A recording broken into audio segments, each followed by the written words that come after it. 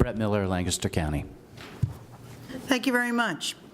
Representative Bernstine, are you ready to begin? I am. Thank you, Madam Chair. And take it away. thank you so much for my colleagues for coming today. It's great to see you. It's been about a week or so it's great to be back. And Madam Chair and Mr. Chairman, first and foremost, I'd like to thank you for allowing this hearing to take place.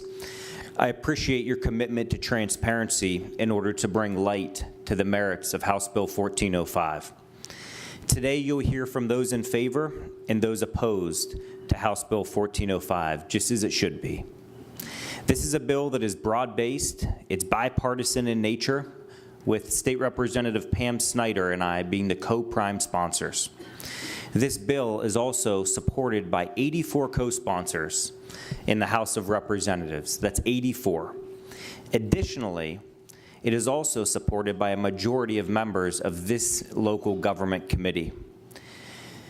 This legislation is also endorsed by groups such as the AARP, Pennsylvania Utility Law Project, PA Manufacturers Association, PA Realtors Association, and I think the greatest accomplishment of all, talk about bipartisan work, is this is also endorsed by Americans for Prosperity and the SEIU 32BJ.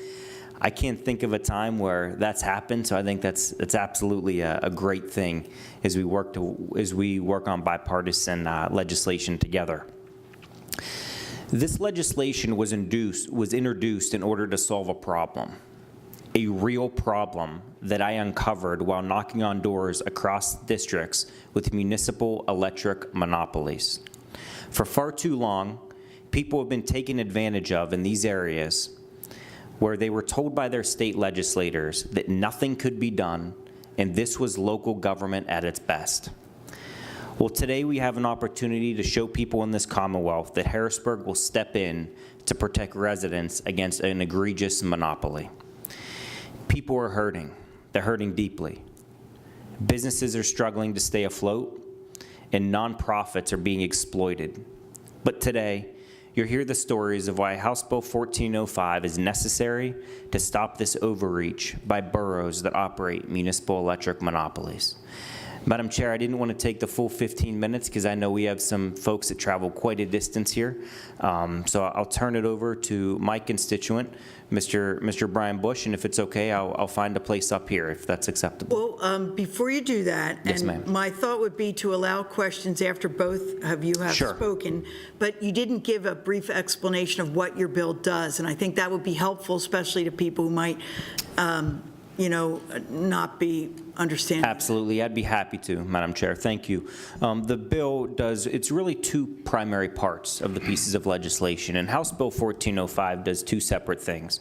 Number one, currently today, these municipal electric monopolies in these boroughs, 35 of them across the Commonwealth, are using this as a taxation tool. So what they are doing is they're charging excess rates in electricity.